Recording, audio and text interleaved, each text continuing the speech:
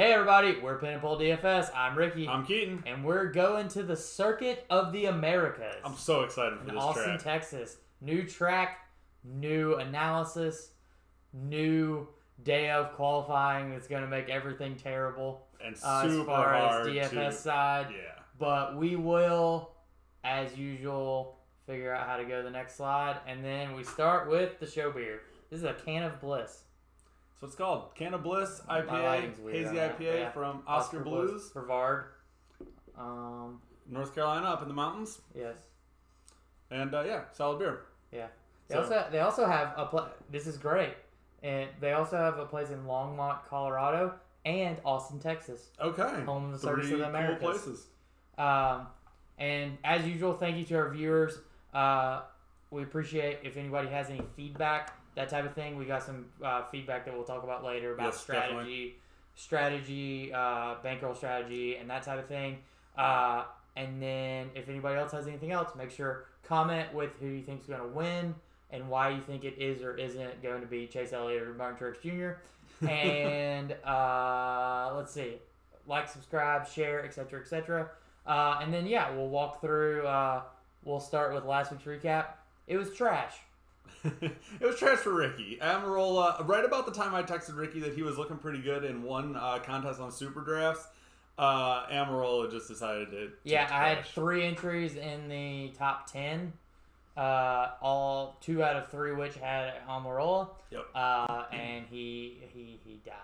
I texted Ricky and I'm like, I see you, and then Almirola's like, bam. He took a really hard hit, but he's back this week. So but I was running solo first actually. So this is the contest. The $5 the contest I split first and second with 2 weeks ago for $6,500. Solo first is 10. So I was running in solo first for a long portion of that race. And then the last restart, I ended up slipping and ended up finishing 4th, which is a real bummer because the difference is like $10K and $400 or something. So overall, small loss on NASCAR for the weekend, but solid shot on goal.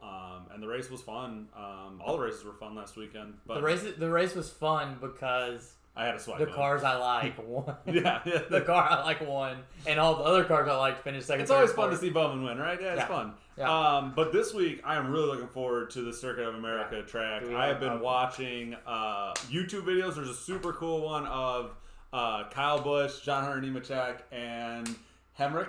Is that right? Hemrick, yes. Yeah, outrunning in a Camry just around the track. I don't think we can endorse for it. And it was just a fun video because, I think John Hunter's in the back, kind of holding on and saying, the seatbelt is doing nothing to him in the back. But it's a cool overview. And then I watched the iRacing. Was it last night? That was fun. First time I've watched iRacing. Very cool. I learned you cannot talk and drive. Evidently, Clint Boyer told me. It's not easy, that's for sure. So what do you think those guys, when they're driving, they're like, hey, this is such and such up from Fox. How you doing, buddy? And they're like, dude, seriously, I don't want to talk to you. I'm driving right now. They only do that under caution. Okay. But no, it is really, it is just really hard to talk during, during the course of a lap and that type of thing. I know, I heard Joey Logano say one time that if to key his radio up, he loses about 0.2 of a second on a lap where he keys his radio up. And I guess he's done that in practice enough times. He knows exactly what it costs him. So what, will he only cue his radio up then, if he is going to pit, or can he always hear people? You can always hear people, yeah. So you only key it up when you're talking, and so most of the time the drivers are pretty silent until they're just mad about something. So they're getting feedback most of the time? I mostly just get mad, and that's when I key up my radio. So it's mostly a one-way conversation, spot for the or most two. Part. Yeah, and you have a lot more talking during cautions and stuff, but they'll give some feedback, especially if there's specific things about the cars that they need to do and need to fix, etc., etc. Or if you're just Kyle Busch, you just complain. But anyway, it's super cool, and it was fun to see the track. I'm jazzed to see all the races here this weekend. Circuit of Americas is really cool. They've hosted we'll talk about it in a minute because we're going to start with bankroll strategy, but they've hosted the F1 race the last few years, 3 or 4 years, 5 years, not that long. And it's a really cool place. I've not ran it. I've ran it on some video games, but I haven't ran it in a stock car, so it'd be interesting to see. Anyways, as we go to bankroll strategy, one thing we wanted to talk about we got asked about potentially with smaller bankrolls strategy for that. So I think Keaton wanted to jump in. Yeah, and so give a little bit of insight. I think generally it helps first to kind of assess what your goals are in playing DFS, and not to say any of these are right or wrong goals, but just I think being honest with why you're playing DFS first and foremost. So some people just like the added enjoyment or extra little bit of sweat while they're watching a sport the player already likes. So I may enjoy NFL, and so I may take my $15 a week that I would have spent on some other form of entertainment, and I spend it on DraftKings. And that's totally fine. That's I think a large portion of the player pool, and I think a lot of those people are attracted to like the large field, large money up top type contests, and like I mean that's effectively buying a lottery ticket, and that's all well and good. But if your goals are a little bit different, so some other people might play to try to turn a small consistent profit. Maybe you just want to grind out you know whatever that number is to you over time. You want to turn $1,000 into $2,000 over the course of a year.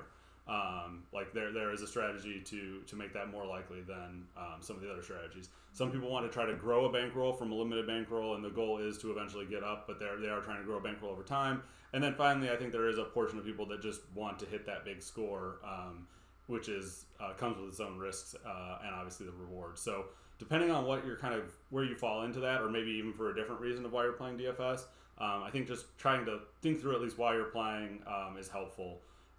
And so after evaluating your goals, I think trying to find contests that match your bankroll and your goals are important. So I think the people that are looking for that added sweat and just a little bit of like casual enjoyment, as well as those looking to try to hit a big score, probably fall into players that should be playing the large field GPPs. So those are guaranteed prize pools. And I thought it was interesting. The reason they are guaranteed prize pools is the way the gambling laws are written in the United States. They have to have a fixed prize pool. They can't just say, the prize pool scales based on how many entries we get, and then we'll announce it when roster closes. They have to announce prizes, and then people buy into a contest with fixed prizes. So that's why it's a guaranteed prize pool. But it's a high risk, high reward strategy. And so in these, I think you need to, one, understand that you need to have a bankroll to withstand. And so by that, I mean, you should probably be like a weekly thing like NASCAR, probably be playing maybe 5 to maybe 10% of your total bankroll in GPPs a week. And so if your total bankroll for playing DFS is $200, taking your 5%, you should only be playing, what's that, $10? $10. Quick math. $10 in GPPs a week. So everyone defines their bankroll different. Kind of way I like to think of bankroll is the amount of money that if I lost it in a year, I wouldn't be playing anymore. And so other people think of it as like I have X number of dollars on DraftKings and I'm not going to put in any more, and so that is my bankroll.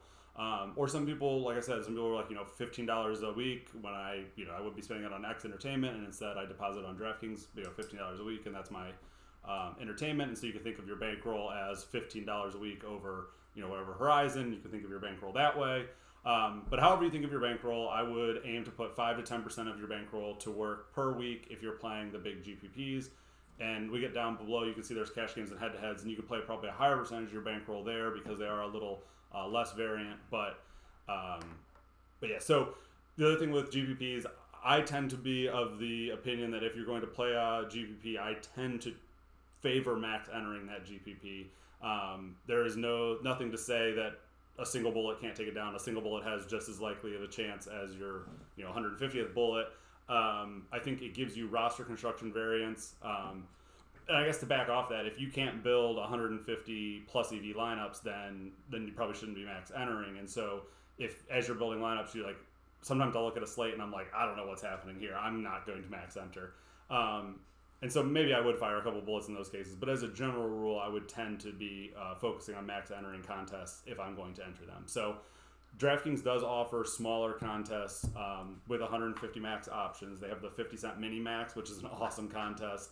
And when I first started playing NASCAR, that is what I played as my 150 max. That's what I really think I should play. Yeah, it's an awesome tournament. $1,500 to first. Yeah. I would play that, and I would play the 20 max, and I would play the 150 max 50 cent. $75 gives you a chance to MME. You get to really mix up those combinations. So, for instance, last week I was building. I built a sets of my lineups where I made sure to include at least two of, for my three favorite drivers. I had Truex, Larson, and Hamlin. And so I had every combination where I built rosters with exactly two of those guys, two of the three. So when you have 150, you can just do different things like that, or you can build what's called a train. So if there's four drivers I really like, and I'm down to my last two spots, I'll kind of do 2v2. So I'll build one roster with 6 guys with this set of 2. I'll flip that set of 2 in my next. And those trains are why you'll see guys finish, or gals, finish at the top of GPPs in something like 1st, 4th, 7th, 12th, 37th, and whatever, because they put variants of very similar lineups. Maybe in golf they'll run a pool of 10 golfers and have them mixing those to make a handful of lineups. And so I've started doing that more even with the 20. And I think with 20 it's a really strong strategy. There's going to be weeks where you just completely whiff, right? 100%. But there's also going to be weeks where your core of golfers go and you have enough combinations of them that you get yourself to the top. And so that is one of the advantages that comes with max entering. So that is a strategy I deploy in the $5 with the 10K to first that we were talking about earlier. I like that contest quite a bit. I like it more than the bigger. I think that one only has maybe 10,000 runners. So it's a little more manageable. Maybe it's only 9,000 runners. A little more manageable than some of the other huge like 40K runner ones where you really have to nail kind of perfect to win. But I mean, that's the exciting part of NASCAR DFS too, is nailing perfect. So backing off the 150 max, NASCAR DFS on DraftKings has quite a few good 20 max contests at a smaller bankroll. And here, I think, is a good opportunity to be able to play as many lineups as everyone else in the contest. No one can enter more than 20, and you can do it at varying price points. So DraftKings has a 25-cent one with $250 to first. They have a $1 one with $1,500 to first, and a $4 one with $20,000 to first. That's big field. That one I finished second in my first week ever of NASCAR, and haven't done anything since. But that one is tough. You really need to, because of the number of runners, hit perfect in that one. And then the other form of GPPs that I think are good for a limited bankroll are 3-entry max or single entry. And those, as the name implies, you can either enter 3, or the single entries, everyone only gets a single bullet. And those are nice because same with the 20 max, you have the opportunity to enter just as many lineups as anybody else. So DraftKings has a $1 single entry with $200 to first, a $1 3 max, $200 to first, a $3 3 max, $1,000 to first. And so those offer opportunities to, like I said, enter the max number of lineups. So playing GPPs, I think you just need to have the mindset that it really is a long-term game. I know, like, I've been on a fairly ridiculous heater recently, and like I need to acknowledge that it is a heater because huge heater. Yeah, you can't just I need to acknowledge it is a heater, right? These aren't consistent results, and so there are going to be lulls. Like I had a pretty decent downswing before this heater started, so hopefully it's just regressing to the mean. But it is a long-term game, and that's why playing that 5% of your bankroll each week will allow you to keep surviving. And the 5% is a decreasing number, right? So if my roll is $200 and I play my 5% $10 and I brick out, now I've got $190, and so next week I'm only playing. What's 5% of 190? Whatever it is, whatever it is. So, but meaning I am playing less. I'm not playing $10 again because $10 was 5% of my $200 roll, which is now down to 190. So that keeps you in the game. I cannot remember the name of the gambling rule, and I really should. But there's a bankroll management rule. We don't have gambling rules. We just gamble. It's a risk. It's a risk of ruin rule, right? It's a formula for the Kelly criterion. You probably remember that one. The Kelly criterion for my wife's name's Kelly. I should know that. It is for evaluating like risk of ruin based on the probability of favorable outcome. So if I knew I was going to get paid 2-1 on a coin flip, or I'll say I'm getting paid 10-1 on a coin flip.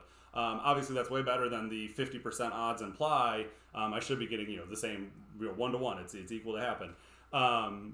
But say someone's offering me 10-1, would I want to wager my entire bankroll on that wager? Like, obviously, I'm getting very good wagers, and over time, that is a winning proposition. But in any one single outcome, I wouldn't want to have my whole bankroll wagered on that because you have a chance of going broke. And so the Kelly criterion is a formula for solving. If you Google Kelly criterion, you'll see it. Is a formula for solving based on expected win rate and number of times you can run this event. What amount you should be wagering of your bankroll. So I'm guessing in that 10x one, it probably is telling you still probably shouldn't be wagering more than like 20% of your bankroll on any individual outcome. But it's pretty interesting. So All that to say that is why you play a small amount of your bankroll. I know I'm talking a lot. Yeah. So the other options down lower, you have cash games and head-to-head, which both offer a more steady with limited upside option. So a cash game are contests that pay out either double ups, where half the field doubles their money, or I guess technically like 45% because the rake doubles their money, or there is true ones where literally 50-50s, where half the field is going to make, not quite double their money, maybe 1.8x their money, 1.9x their money. Or there are like triple ups. I was going to say there's that some are pretty cool. of that too, quads, those type of things that are effectively, like the name implies, a quarter of the field will 4 times their money, or a third of the field will triple their money. So those don't have the high upside that a GPP offers. You're not going to have a 200x to first place type prize pool. But you aren't going to have the weeks where you just break everything as often. So those are nice if you are trying to turn that small, consistent profit. I think grinding a cash game is a great way to, over time, build a bankroll and to just grind out small, consistent wins. And then head-to-heads are an even more spread out version of cash games. So if you think about it as a double up, if I was going to play one $10 double up, I would need to be in, just for easy math, say it's 5 out of 10 people, I would need to be in the first 5 spots in that double up. But if instead I played 10 $1 single entries versus those same 10 players, say I put up a score that was 6 out of 10 in the double up, I get $0. But 6 out of 10 means I still beat 10, 9, 8, 7. I still beat 4 players, right? So I would have returned $4 if I had played 4 single entries versus 1 double up. So that's why head-to-heads at the lower end, if you can spread your volume out, can be even more steady. But they are uber competitive, especially as you move up in stakes. If you look at the lobbies, you can go on DraftKings and just look. You'll see the same handful of probably 4 or 5 guys and gals that play all of the high dollar head-to-heads. So if you think you can compete with the Sharks, that's where they hang out. But the lower dollars, particularly, like I think DraftKings bans anyone that's played, I want to say it's more than $1 million of entries from playing head-to-heads less than, I want to say $5. So if you stick with that less than $5 threshold, you won't get any of the big guys who played more than $1 million. Yeah. Especially if they're playing head-to-heads, because you just have to play such a high volume. It's not like there's a couple guys that are in the Discord group that I'm in that are playing like the $1,000 head-to-heads. They grind $1,000 head-to-heads every week, and So, anyways, those are just some of the more strategies for playing. If you have any more specific questions, I know I've talked a lot here. Happy to talk about it more. And one thing I think that at least I'm going to try to do on the NASCAR side is give a little bit more insight on like the smaller entry type of ones. So like who I would have, and because I most of the time I stick with the 20 max, but I do. Because you play the 20 max $4, right? That's when you play most weeks. And but a lot of times I'll put like one of those rosters or 3 of those rosters into the single entry or 3 maxes. Yep. And so one thing that I want to do a little bit better job of is kind of being a little bit more specific on the people I really, really like. This week is not going to be that because I don't think that we have enough information yet without qualifying. Yep. But that being said, like as we go week to week, maybe even, a sort of like just here are the people who I'm thinking of right now if I did a single entry bullet, right?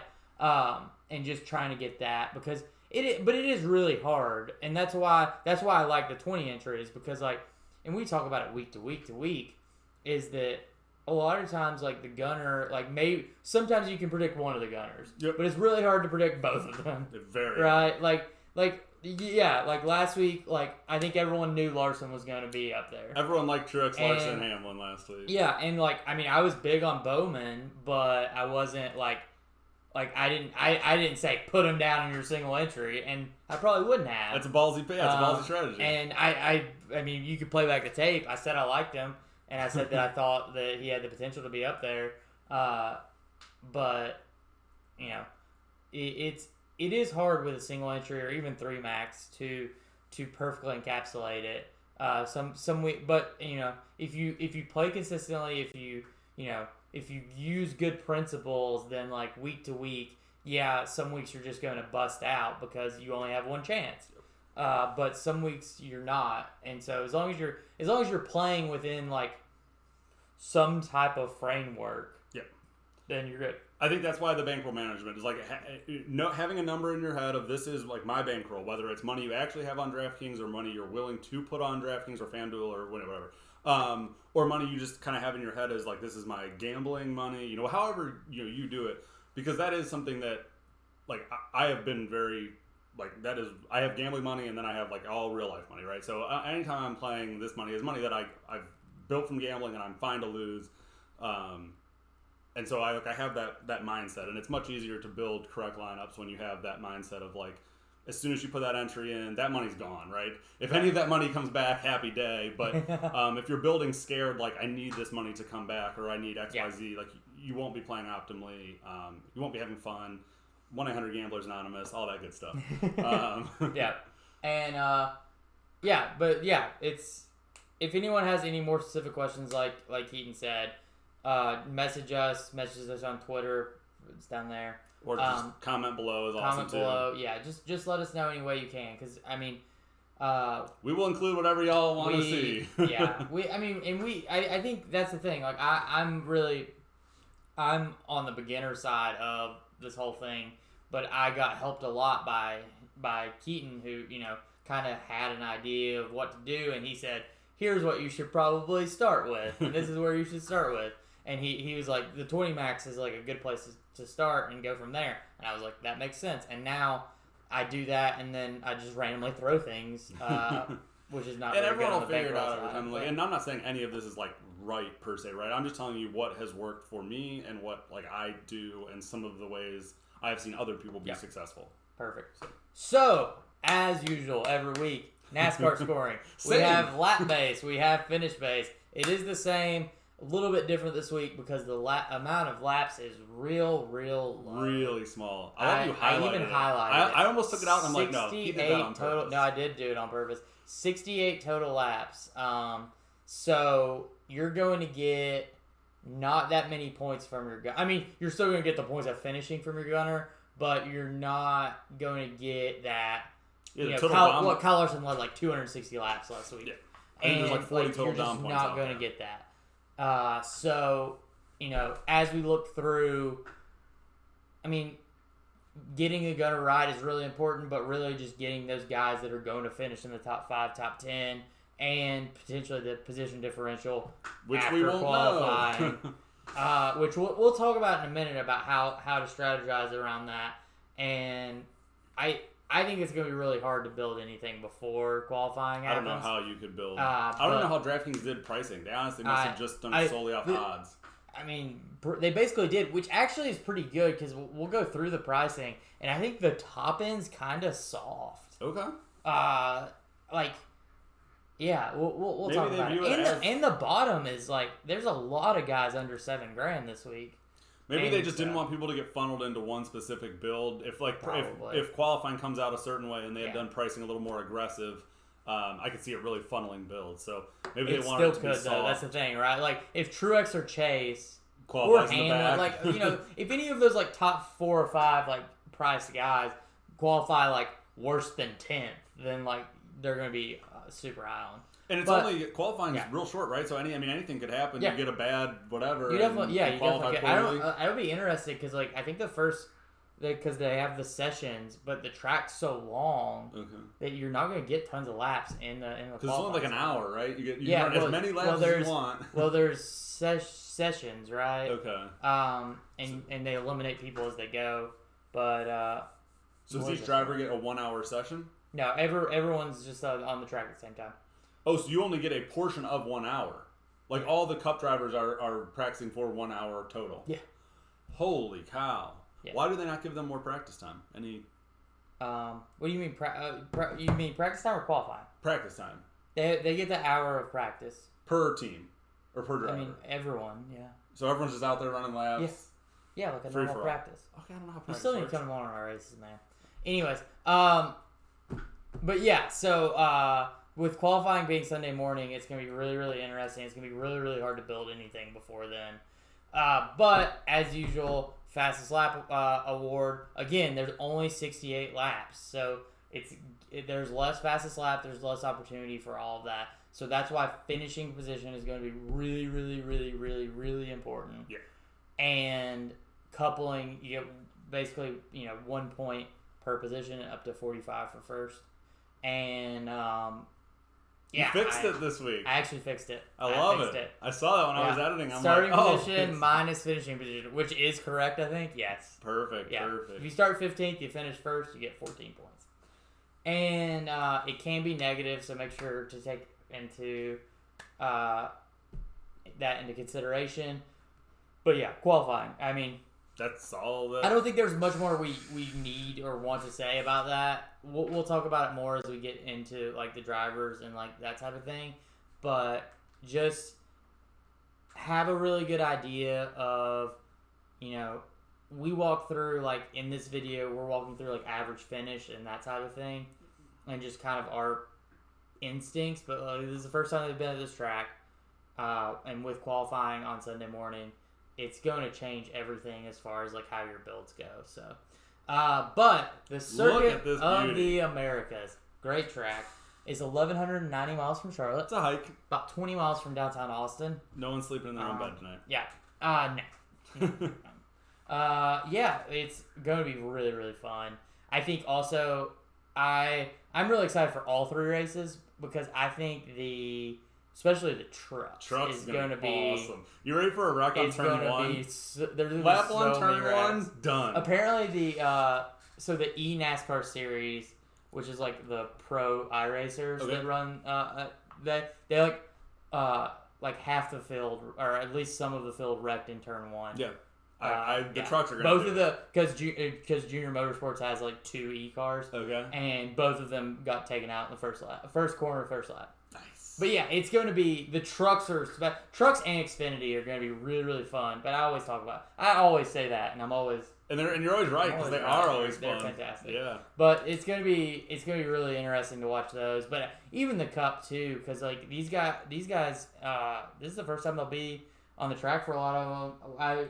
I noted some of the people who are running double duty, so I wanted to first run through them. Okay. And it may help, may not. No, at least I've seen the track a little more than others. Austin Dillon, Kyle Busch, Austin Cindric, who is running Cup this week.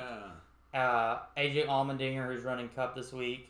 Cole Custer, Harvick, Timmy Hill, Justin Haley, Tyler Reddick. Okay. Those guys are all running Xfinity? They're all running Xfinity. And so that's definitely interesting. I don't know if you say Harvick's running trucks? No, Harvick's running. He's only running Xfinity. Okay. Yeah. I think Timmy might be running trucks, but I think he might be the only one. And so it'll be really interesting whether or not that actually helps. It might help earlier in the race, but by the time you get a decent amount of the ways in, and especially because they're having practice and that type of thing, like I don't think it's going to be a huge dictator. Okay. Not as much as like the dirt race when Truex ran trucks, and you're like, put Truex in the Cup 1-2. And he just he crushed. Yeah, well, I mean, you saw it in the dirt. I mean, it's different, right? Because it's different skill set and all that type of thing. But it's very similar in that like these drivers have not seen this racetrack before and that type of thing. And you saw Suarez ran the truck race, and he ran just okay in the truck race. I think he ran like 15, but then he like finished like I don't know where he finished top 5, but like he ran like up front the whole Cup race because he'd seen the track and got used to it and that type of thing. So yeah, it's just something to keep an eye on. I don't know if it's going to matter much. I may be more inclined to put some of these people in there, but especially Harvick. Harvick is somebody actually who I might be keying in a little bit this week. He's historically been good at road courses, but lately just been okay. No, he's been good, but not great. He used to win them. Now just Chase Elliott and Truex wins them. But this schedule. Yeah, this is going to be a nightmare. So tomorrow we will have trucks and Xfinity, and we don't talk much about trucks and Xfinity as far as the DFS side on these videos. If you would like us to, we definitely can, and we can tweet about it and whatnot. Because I play most of them. Yeah.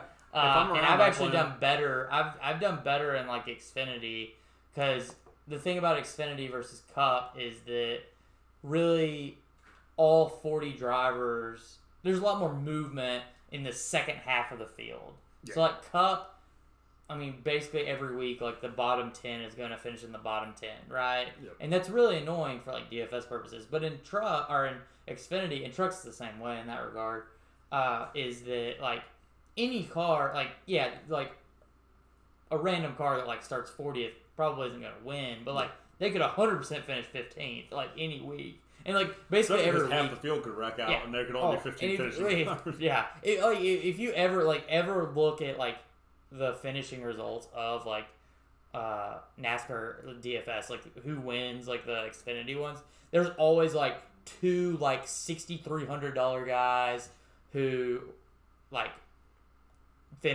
who started 34th and finished 18th. Yeah, and that's what I've had right the weeks when it's worked, which you don't really have in Cup, unfortunately. Unless you but get you made this week finishing 32nd or starting 32nd. Exactly, Yeah. that's very true. But yeah, so but trucks and Xfinity practice tomorrow. We'll talk in a minute about how to use the practice towards who to pick and that type of thing.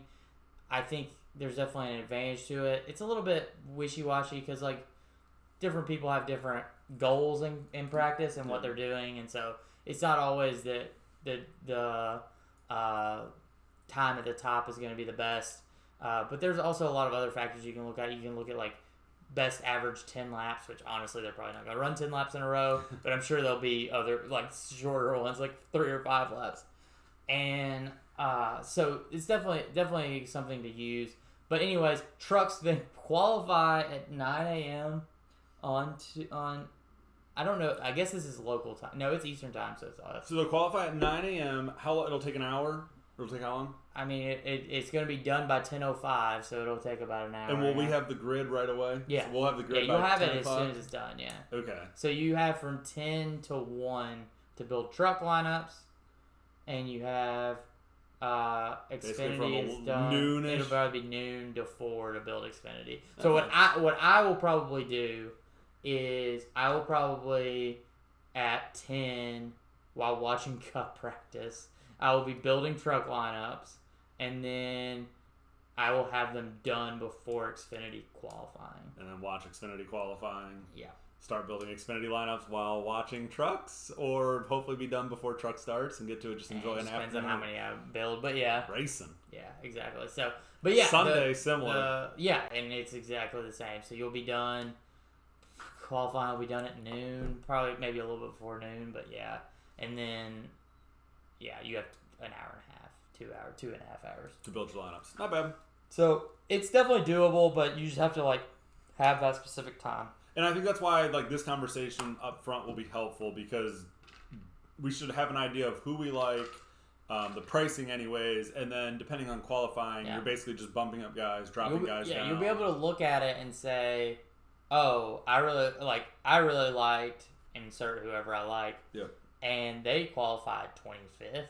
And maybe you look at practice and say, oh, they also ran 25th, so maybe they're just maybe I don't like them. Good. But no, no, that's the big thing is like that. There's going to be, I mean, and that's how qualifying just is. Like, there's going to be, and that's why it sucks that we don't have qualifying right now most weeks. Yeah. But neither here nor there.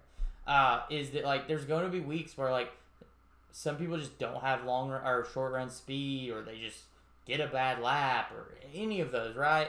And you're not able to. You're like somebody who is probably a top 10, top 5 car starts 25th. Yep. And so, it's definitely something to keep an eye on as we go. The weather, also something to keep an eye on. Speaking of. We're just praying for rain so that they put the rain tires on, and we just... Would they really race full out in the rain, huh? Yeah. I can't wait. That'd be fantastic. They have a windshield wiper. That's one windshield wiper. It breaks every time. They always break. They're not good. But they have them nonetheless. I cannot wait for this. This might be even more exciting. Yeah, so it'll be interesting. It doesn't look like there's... it's about 40 to 50% chance like the whole weekend. So at some point we'll probably get some, right? Yeah. That feels like hopefully for the trucks. God, I hope it's for the trucks. Oh, that'd be sloppy. Oh, it's going to be so sloppy. Literally the entire last man standing. Literally the entire field wrecking at Darlington sloppy. Cannot wait. But yeah, so second row running over the first row slot. God. But yeah, no, I'm. It's gonna be pretty interesting to see. But yeah, my selection strategy, and I want to talk to you a little bit about this because Keaton is better at building lineups than I am, and it makes me mad. I give the info, Keaton puts it into his winning lineups, and it makes me mad. But I think we have to wait till qualifying, as we said. I think using practice times, I think it's definitely something to keep an eye on. I'll probably tweet a little bit about it because practice for Cup is 11 on Saturday. So while I'm building truck lineups, I may also tweet about it. But I think the thing about the practice times is it definitely gives at least a look into how everyone's running and how big of a difference it is and that type of thing. The thing that I haven't decided yet is the number of gunners I want. And I don't know if I'm even gonna build a gunner pool this week. I mean, I think. Yeah, it's almost like, it's not really like a gunner pool, right? It's like a people I think is going to finish in the top 5 pool. I may have guys I don't want to be together pool based on either where they're starting or the fact that in order to pay off their salaries, I think they would have to finish up. I like depending on certain like higher priced guys. Like I know both Chase and Truex are pretty high priced. I may not necessarily want lineups. Well, maybe that was a bad example if they're the best 2 runners.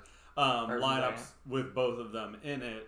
But again, maybe that was a bad example. But I'm still unsure yet. I probably will not be building a gunner pool this week. I may just build a pool of guys that I want. I guess you can call it a gunner pool. I was going to say, like... It's effectively the same I think thing. the lineups will probably effectively still have like a 2 or 3 gunner feel or look. And especially with how cheap some of the normally like guys that are normally in like the 7s are in like the 6s this week. Like, and if we get some really good place differential really options weird. too, I think that will skew builds. Yeah, 100%. But I think there's definitely room with the way the pricing is set. I think there's going to be room to get the guys at the top. And go from there. Maybe not necessarily view it as a full on gunner pool, but definitely have those types of guys. But I noted since 2018, the wins, Chase has 5, Truex has 2. And these are just all Blaney like the and Bell Roval, like the Charlotte Roval, or just any road course? Any road course. So Charlotte Roval, Daytona Roval, Watkins Glen, Sonoma. And so looking at all those tracks, I mean, they seem a lot different than this track. I mean, this track is like, it's long. It's So you're literally just thinking of the Roval, but Watkins Glen and Sonoma are a lot like traditional. Okay, so maybe I'm courses. just thinking of Charlotte. Here in town. And so it is different. So like maybe like I think Christopher Bell is somebody who's interesting to think about because like he won at Daytona and he was really good at the Daytona road course. But like you said, it is a lot different than like an actual road course. Like this has elevation. Yeah. This has. Watching them rip it in that Toyota Camry was. It's gonna be awesome. It was awesome. I mean, there's times it looks like they're almost going like 20 miles an hour or something almost. So through some of those tight corners. You get down there in speed. So they're riding the brakes and then, but there's also that one long straightaway. So you do need to have true speed. Up there, I mean. Yeah, and I think that like we'll talk about it in a minute. Like I think there's 1 or 2 like road course ringers that are just driving trash cars, and I wouldn't roster them. Yeah, I think there's just some cars, like you said, there's cars that probably just can't hack it, right? I mean, it's a demanding course for the car. Yeah.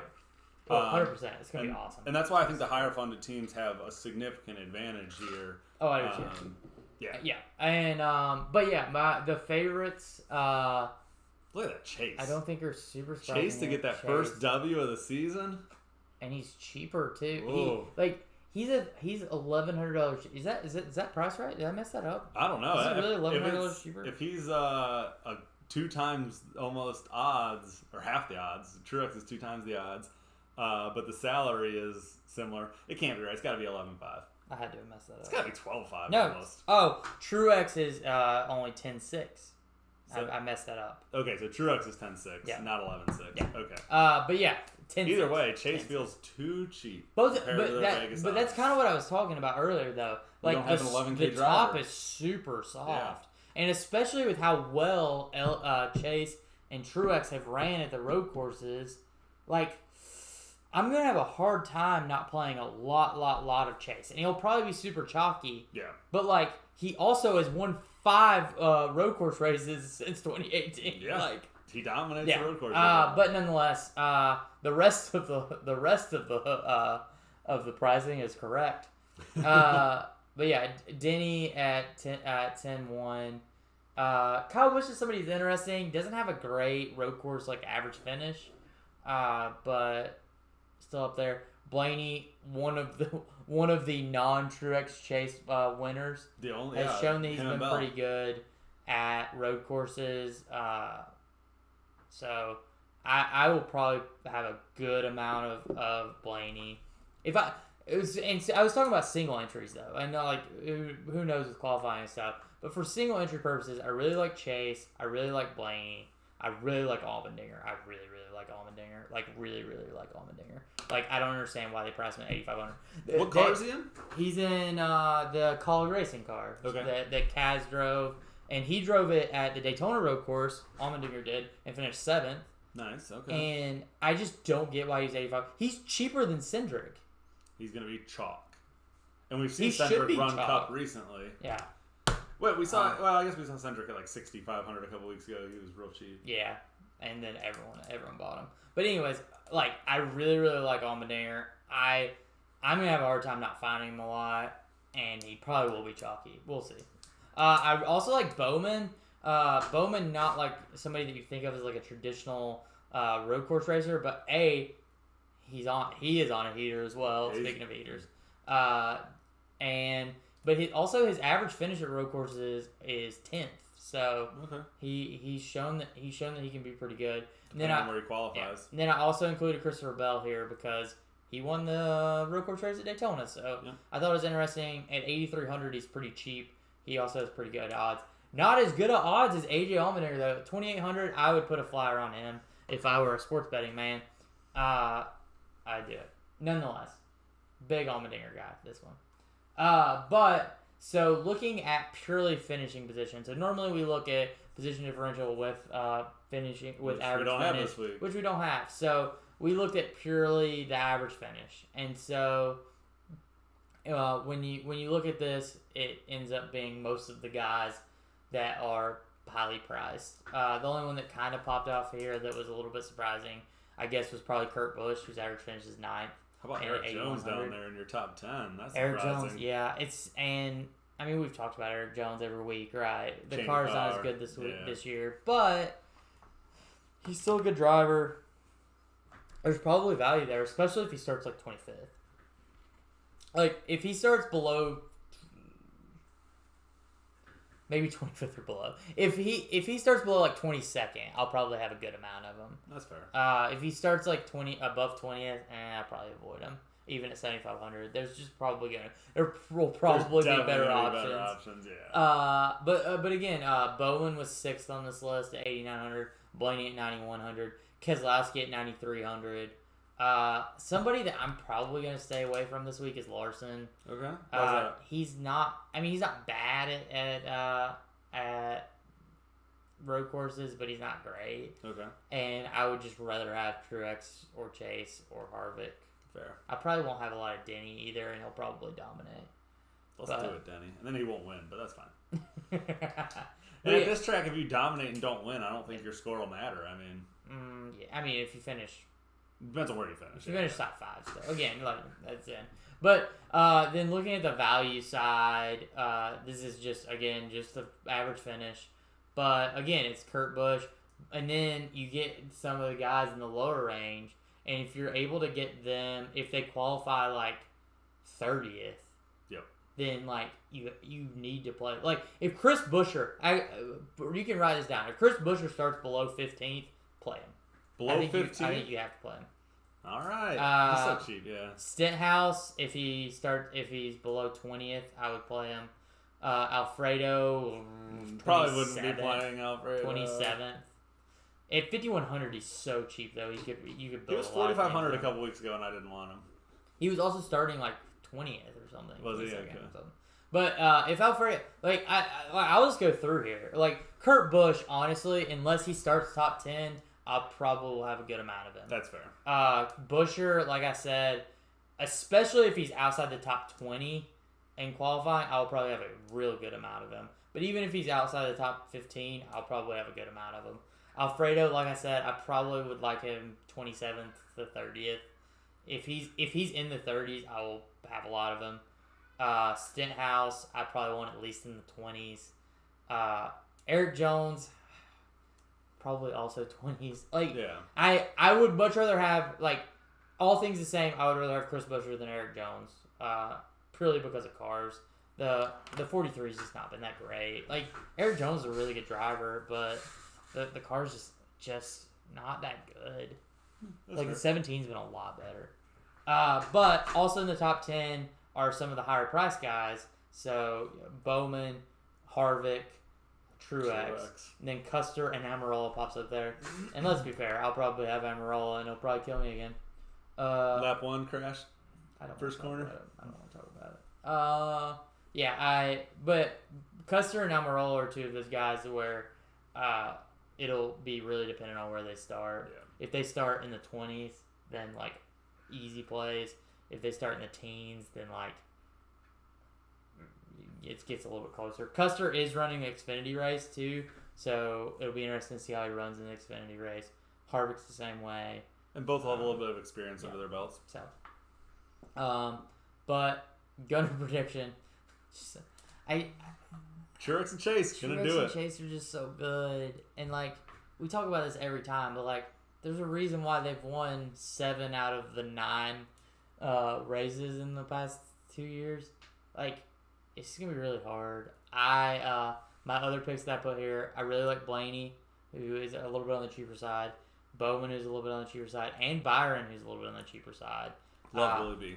I just the way that like his. I was trying to think. I can't remember what his average finish has been. It's a little bit lower than some of the guys that we were just talking about. But this year, this year is incredible. He's like average the top 6 finish. And but like his road course like finishes haven't been as good, but like they've not been bad. They've still been top 15 at least, maybe close to top 10. And like beyond that, the step that he has made this year has been so impressive, and especially because they have qualifying, so he might actually not start in the top 5 this week. Yeah. If he doesn't start in the top 5, I will have a lot of him. Finally get some potential differential possibly. So, but I mean, I think there's other people who could pop into this conversation. Harvick is somebody who I'm gonna have probably a decent amount of. I definitely think I could see Hamlin doing it, but I'm just not gonna jump on that. And then, I mean, we always talk about the Penske cars, so Logano and Keselowski, who are both cheaper this week. So do they both have their crew chiefs back? Because I know they've both been without crew chiefs recently. I think so. Okay. I believe that is true. But yeah, and so as we walk through these are really, I didn't break them. I didn't eliminate people. I will talk about who I would eliminate. These are all the drivers. But these are all the drivers that are from 9 to the top. And I got the Truex number right there, 10-6. All you had to do was cut and paste in the other one. With the average finish to the side. So, as you see, Truex average finish 5th. Chase is 8th. Denny's 9th, so also up there. Harvick's 8th. That's pretty good. So, all 4 of those are really, really good plays. Larson, somebody who I want to point out again, priced really high and is obviously ran really well, but like average finish of 15th. He's led some laps, but like, nah. Like, speaking of leading laps, look, William Byron has actually led laps. Like, I think he's like the 3rd or 4th highest laps led on average since 2018. So, and 18th, it's 18th. And like you said, he took a step up this year, so maybe you see that even more. So he's been really good. But yeah, I don't dislike anybody on this list. I'm going to personally avoid Larson, Hamlin. It's gonna kill me. Those are probably the only 2 that I would just straight up avoid. Maybe I have a really hard time fading Kyle Busch any week. I don't know if if you've ever heard me talk about I this. have, yes. I have a hard time not putting him in a lineup. This is why I play Patrick Reed every week. See our golf show. Yeah, but yeah, those are the two that I'm just not high on. I probably will have way more Chase than Truex. I'm not sure how much Truex I'm gonna have. That's fair. Which is kind of a weird way to go, I guess. I mean, I don't know. Take your stands. If you're only playing 20 lineups, I think taking your stands makes sense. Yeah, I've got to make a decision on the Logano-Keselowski grouping. They're super cheap this week. And, like, neither one of them are, like, road course aces, but, like, they're not bad. But, like, I don't know. But I like Blaney better than both of them. So I'll probably have, like, honestly, if you were, like, 4 people on this list, I would go Chase, Harvick, Byron, Blaney based on their pricing. That's fair. That's just me. But anything you see off this? That's awesome. And then into the 7 to just under 9 range is again some more people who I think are really really good. I would skip at Austin Cindric. I don't understand why he's that expensive. I put average finish of 25th just by statistics. Okay. He's obviously never ran a Cup road course race. He has ran well in Xfinity road course races. It's just different. And I would way rather have AJ Allmendinger. I would rather have Christopher Bell. I'd rather have Kurt Busch. I just don't get it. I don't. They can't get his pricing right. No, he's either way too cheap. He's either way too cheap or way too expensive every week. They're clearly not watching our show. Yeah.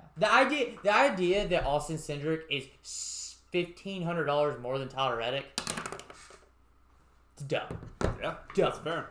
Anyways, nonetheless, that being said, yeah, I really like Bowman. I really like Allmendinger. I don't really like Christopher Bell, but I really like Kurt Busch.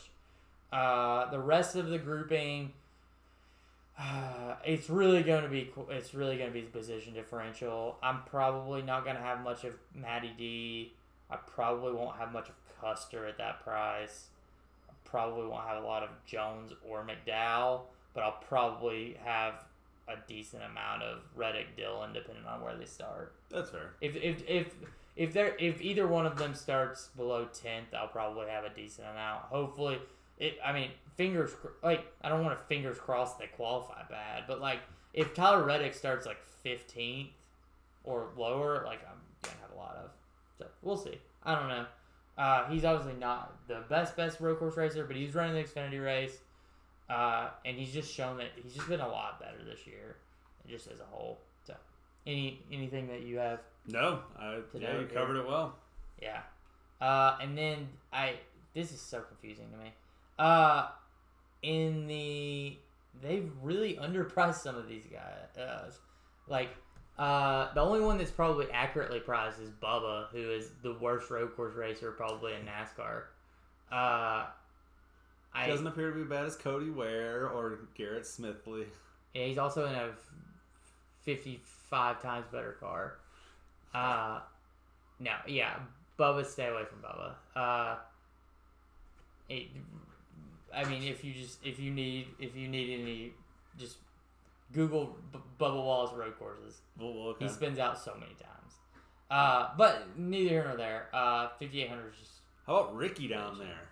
Yeah, Ricky, super cheap. Like, all these guys, look, Busher, Newman, Suarez, even Briscoe, it's all going to be where they start, but all of them are easy plays. I wouldn't have... What about LaJoy? LaJoy's not a bad play. I wouldn't have anyone under Alfredo. LaJoy looks like he might be terrible at road courses, though. He might be. He might be worse than Bubba? Question mark? The numbers say he's worse than Bubba. The numbers say he's worse than Bubba. Actually, yeah. But, I don't know. James Davison, who won the iRacing event, will not win this event. Because he's in just not a good equipment? Just not a good car. Okay. Maybe, he might be the only flyer that I would take below Alfredo if he starts 40th. Just because he is a road course specialist? Just because he has road course experience and has shown that he can be pretty good. Because he comes from an Indy background, so. Okay. Yeah. The Tilly and what kids, is he driving for? Rick Ware, so just The cars are not going to be good. But, I mean, it'll be interesting. That's somebody to watch in practice, is some of these cars at the very end. If randomly they, like, pop off and are very fast, especially some of the guys, like, that do have, like, a lot of road course experience. So, Davison, Tilly, who is, like, specifically a road course guy, but is coming in and driving BJ McLeod's car. Okay. And will just be not good. And do you worry about some of that equipment just not being able? I mean, the elevation, the heavy corners, the riding the brakes. I mean, some of those cars just may not finish, right? I mean, they might finish, but they're just gonna be slow. They'll be 3 laps down. And, yeah. Okay. It's gonna be hard to be 3 laps down in this race. No, but just going through here, I like Buescher, I like Newman, I like Suarez, I really like all the top, everyone above 6 and above, depending on where their position differential is. Yep. Basically anybody, if any of them start below 20th, I'm probably going to have them. And then beyond that, I like Ty Dillon a lot. I actually was surprised that Ty Dillon's average finish is that low at road courses. But at 56 or 5,500, unless he starts top 20, I'm probably going to have him. I would have him over any of the other people below 6. Other than maybe Priest. I like Priest. But I pump Priest every week. So I also like Alfredo. I know we talk crap about Alfredo, but he's not he hasn't done well for me. I think for anybody in the 5 to 6 range, they have to start below 25th to be viable. Well, and Alfredo actually has better numbers on road courses than some of his people around that price range. So I mean, he only has 1 race, but he did finish 22nd. But he did finish 22nd? Yeah. He's 22nd. Okay, I feel like we need to have a sample size next to the finishes. But, yeah, so, I don't know. Like I said, I would have Ty Dillon over anyone else there. And, I mean, even Bubba, like, if Bubba, like, goes out and qualifies, like, 33rd, I'll probably have Bubba. But, like, he has to qualify way back there. All right. He's just not good. He literally said it on the telecast last week about how bad he is at road courses. Yeah. He's just not good. But, yeah, my verdict, watch practice and qualifying. Yeah. It's going to be very, very, very, very, very important. It's going to dictate everything because we already have pricing out, and it's going to make... I don't even know what would your advice be on that, right? Because like I think it's going to make some people like super chalky plays, and so like how are you going to combat that? I guess a couple of things. Like I wouldn't build, like you said, I wouldn't build any rosters before practicing qualifying. I think you are pretty much throwing money away if you try to build a roster now. DraftKings will let you do it. I just can't see how that can be a viable strategy. So.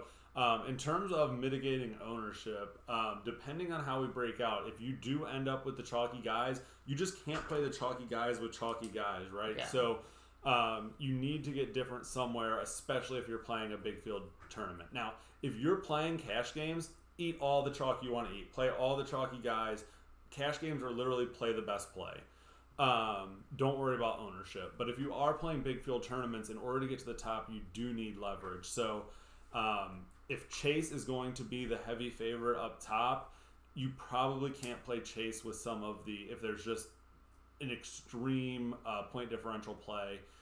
In order to win that tournament, you probably aren't going to have those two together. Or to give yourself a better shot of winning, you wouldn't have those two together. So if you are going to play some of the cheaper chalk down low, maybe you get different and play like a Denny up top or someone else. Or if you do want to play the Truex or Chase up top, that you look for just a couple of spots to get unique, and it doesn't have to be a more than 1 or 2 spots, probably at least 2 spots where you're looking to get unique. But I think you do need just to take a flyer on maybe someone starting 17th, and you're like, gosh, I really need them to finish 13th for them to pay it off, but they're probably going to be low owned in that situation, and so maybe you do stick them in with your Truex or your Chase lineups. I've been doing that with Reddick lately. Like, Reddick has been starting like 11th, and I'm like... Need him to finish 10 or higher, but like, he can do it. He 100% can. Yeah. And, like, it's been... He's not been the... Eric Amarola has been the reason why I haven't won anything. But yeah, I think you just can't play all of the good plays in a big field GPP. You'll end up like, if everyone does well, you're still like, in the very, very best case scenarios, you have it perfect, you're going to split with 100 of your buddies. But if the cases where you don't have it perfect, you're never giving yourself a chance to move. So thinking about how ownership works, if you have, it's easier to think about it in golf, because in cups, you're not going to have like a 6% owned guy win, right? Like it's very unlikely that a guy that's under-owned, all of the guys that have a real chance to win are going to be highly owned. But in golf, it's easier to think about, because literally a 2% owned guy, I mean, anyone can win effectively on the PGA Tour.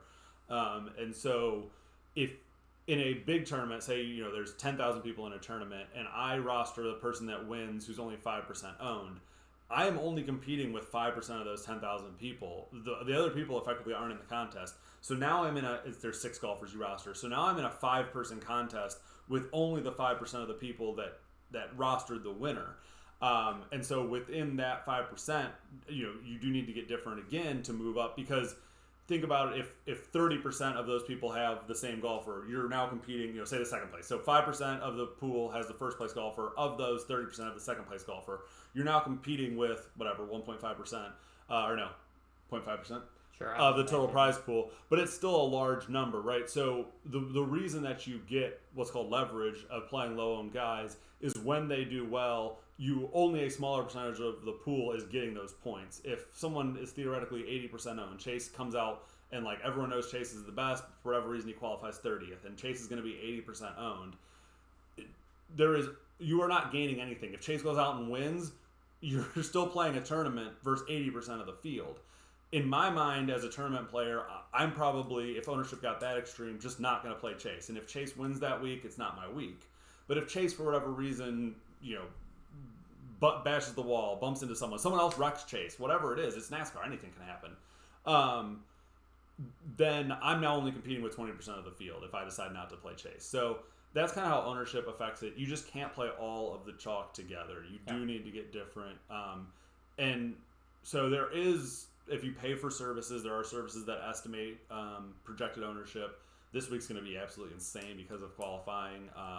So I don't know how that'll work. But there are sites that pay for it. Otherwise, you can just kind of get a feel for, like, what are the, quote, good plays. So the week Keselowski was, like I said, starting 32nd. Or I think we had Logano start in the back a week.